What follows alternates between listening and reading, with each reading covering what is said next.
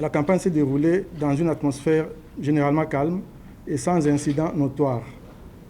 Cependant, elle n'a pas suscité un engouement particulier des électeurs. Les 20 équipes de la mission, constituées de 50 membres au total, dont 16 observateurs de long terme, 24 de court terme et 14 membres de l'équipe cadre, ont observé les opérations de vote et de dépouillement dans 293 bureaux de vote à travers le pays. Le scrutin a été conduit d'une manière largement professionnelle et transparente par les agents de bureaux de vote. La mission internationale d'observation électorale a bénéficié d'une bonne collaboration de la commission électorale au niveau central et local.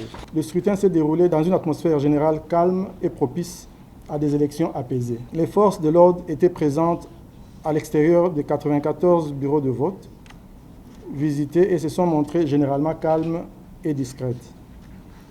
La mission déplore toutefois la dégradation par endroits de l'atmosphère durant le scrutin, allant d'échanges verbaux violents sans incident notable au saccage d'une trentaine de bureaux de vote.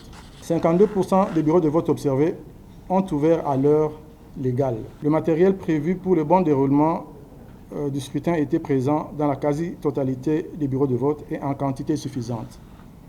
Dans les rares bureaux de vote où le matériel manquait, il s'agissait principalement des isoloirs et de l'encre indélébile. La tablette utilisée pour l'identification des électeurs était présente dans 99% des bureaux visités et utilisée dans 96% des cas. Les bureaux de vote visités étaient aménagés de manière à permettre un vote ordonné et fluide. Les urnes étaient correctement scellées et disposées de manière visible pour le public. Toutefois, la disposition de l'isoloir qui expose le dos de l'électeur aux personnes présentes dans le bureau de vote pour éviter la prise de photos de bulletins et l'achat de conscience était inadéquate et ne garantissait pas toujours le respect du secret du vote. Environ 40% des bureaux de vote visités présentaient des difficultés d'accès aux personnes à mobilité réduite, principalement dues à un dénivelé ou une marche. Dans 12% des cas, les bureaux de vote se trouvaient cependant à l'étage. Les opérations de vote se sont déroulées dans le calme et les procédures ont été globalement bien respectées dans les bureaux de vote observés. Seule la distribution des cartes d'électeurs et la vérification de l'ancrage du doigt des électeurs n'ont pas été systématiques.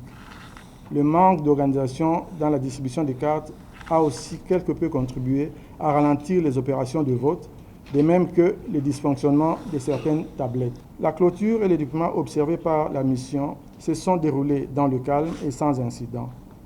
Les représentants des candidats étaient présents dans tous les cas. Ils ont tous signé le procès verbal des résultats et en ont reçu une copie.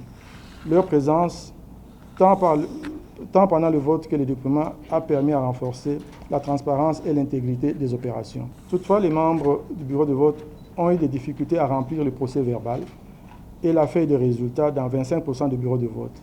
De même, l'affichage des résultats n'a pas été systématique. La présence des représentants des candidats et des listes a été massive. Elle a contribué à renforcer la transparence et l'intégrité des opérations. L'acheminement des résultats du bureau de vote vers les premiers niveaux de centralisation s'est fait sous escorte des forces de l'ordre dans tous les cas observés. Dans la totalité des commissions électorales locales visitées, y compris au niveau de la deuxième phase de centralisation, le comportement des forces de sécurité a été jugé calme, discret et professionnel.